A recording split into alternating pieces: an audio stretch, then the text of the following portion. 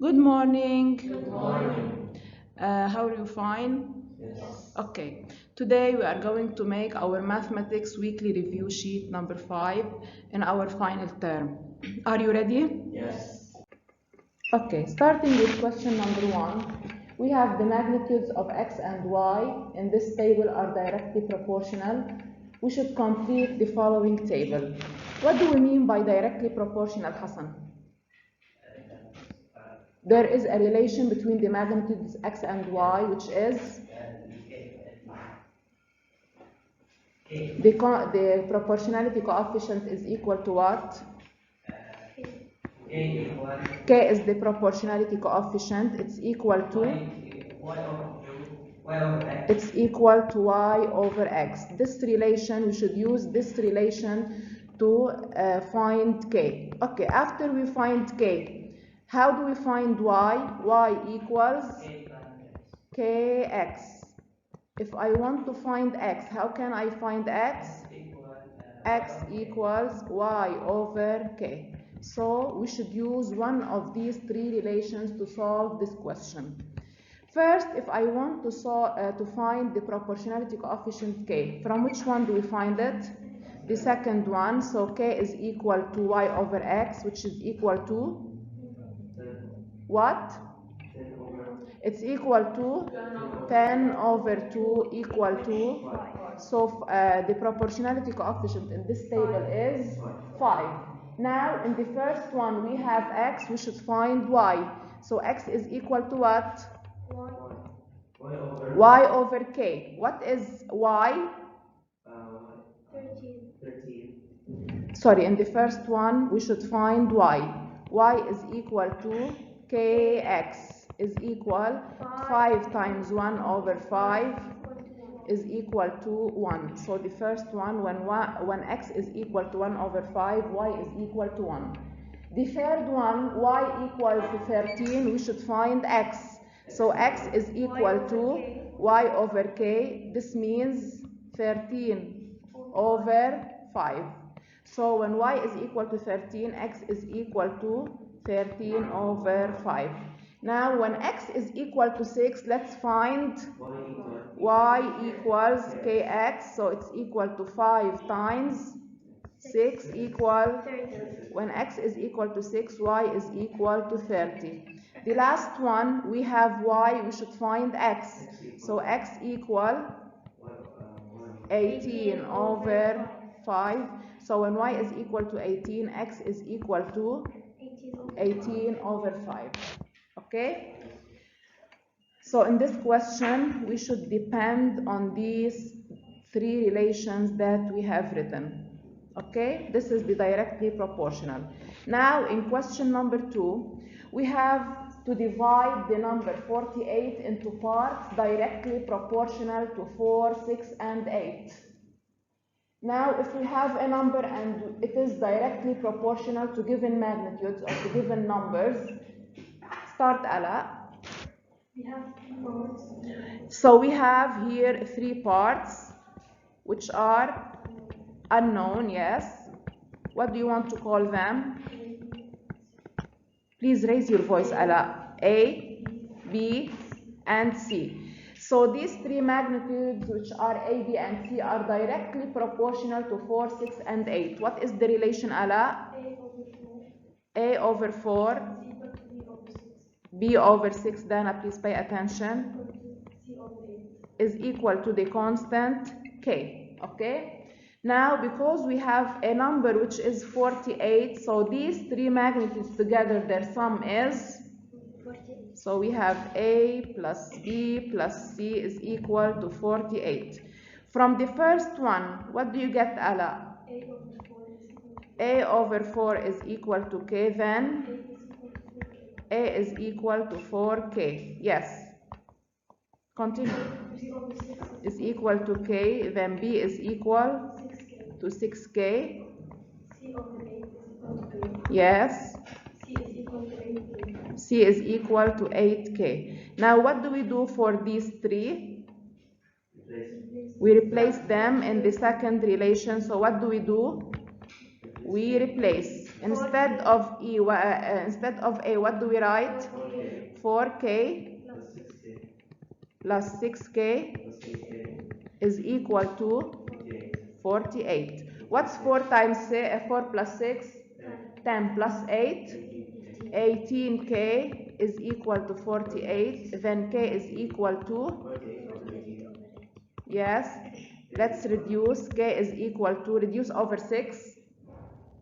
8 over 3. 8 over 3. So K is equal to 8 over 3.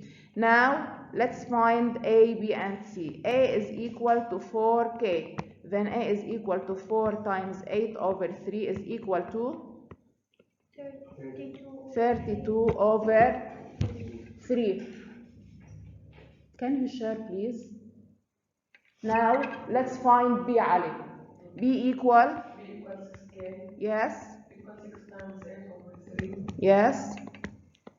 Equal 48 Over 3. Now, Dana, C is equal to? 48. C is equal to what, Dana, here? 8. 8K. Yes. Replace 8 times. 8 over 3.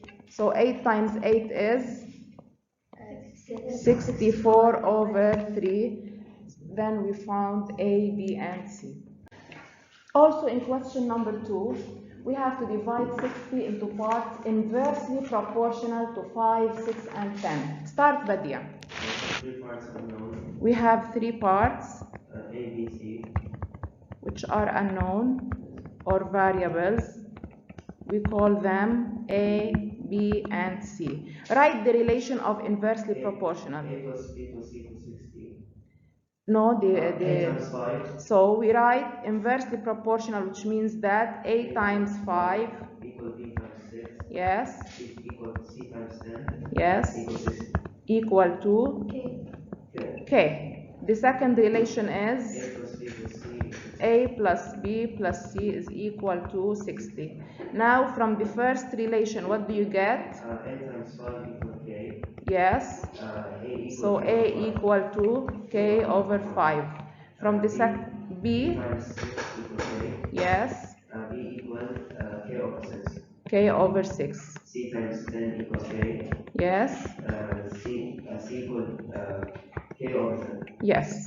Now these 3 values, we replace them We put K in over the 5. second relation. What do? We replace them. We replace. Instead of A, we write, K over 5 yes, plus K over 6 yes. plus K over 10 equals 6. What do you take as a common denominator? 60. We can take 30, right? 30 divided by 5, 6 times K, 6K, plus 30 divided by 6, 5K. so 5K, 30 divided by 10, 3K is equal to 60. Now, 6 plus 5, 11 plus 3, 14K over 30 is equal to 60. What do we do here, Badia? Cross multiply. So we get 14K is equal, yes. So K equal 1800 over 14. Let's reduce by 2. 900 over. So this is K. Now A is equal to K over 5. Let's find A. K over 5. So we write 900 over 7 over 5 so equal 900 over 35. Let's reduce by 5. 900 by 5 is 180 over 7. This is A. Now B equals, yes, 900 over 7 over 6. So we get 900 over 42. Let's reduce by 6. 150 over 7. Now C equal K over 10. So 900 over 7 over 10 is equal 900 over 70, 90 over 7. So we get A, B, and C. Any question? no. Okay, now in question number 3, we have the following adjacent figure. We should prove that the circle of center O and radius OA also passes through B and C. Yes, Selena. AB is perpendicular to OI. No, OI is the, Is the what does perpendicular- OI represent for AB? Is the perpendicular bisector of Yes, so let's start in part 1. OI represents the, perpendicular is perpendicular bisector AB. of segment AB. Yes. Then AI equal IB. Then OA, if OI is the perpendicular bisector, then O is OA equidistant from A and B, then OA is equal OB. to OB. Yes. OJ is the perpendicular bisector. Also, OJ is perpendicular, yes, Bisector of BC. bisector of segment BC. Then OJ is equal to OC. Then OB is equal to OC. O is equidistant from B and C, then OB is equal to OC. But OB is equal to OA. What do we conclude? OA is equal to OB is equal to OC. But OA is equal to OB. From these two we get, then OA is equal to OB. is equal to OC. All of them are equal to Radius. radius, right? Then O is the Center. center of circle, yes, passing through what and what? AB and C. Passing through the 3 points A, B, and C. Okay? This is part 1. Now part 2, we should prove that angle AOC is 70 degrees. Let's join OA with OB with OC. Okay? What is the nature of triangle OAB? What is it? Isosceles. So, triangle OAB is what? Is isosceles. In an isosceles triangle, the perpendicular bisector also represents bisector. So OI is what? OI is The bisector. bisector of angle, BOA. yes, of AOB. Then what do we get? AOI is equal to IOB. Yes. Also in the second triangle, which is OBC, it is also this an isosceles triangle. What does OJ represent? Is bisector of angle what? OJ is the bisector of angle BOC or COB. Then we get which angles are equals? BOJ and JOC. Yes. Now let's look at the big angle AOC, the one we need. Okay? AOC is equal to what? Is equal to AOI plus what? IOJ plus JOC, right?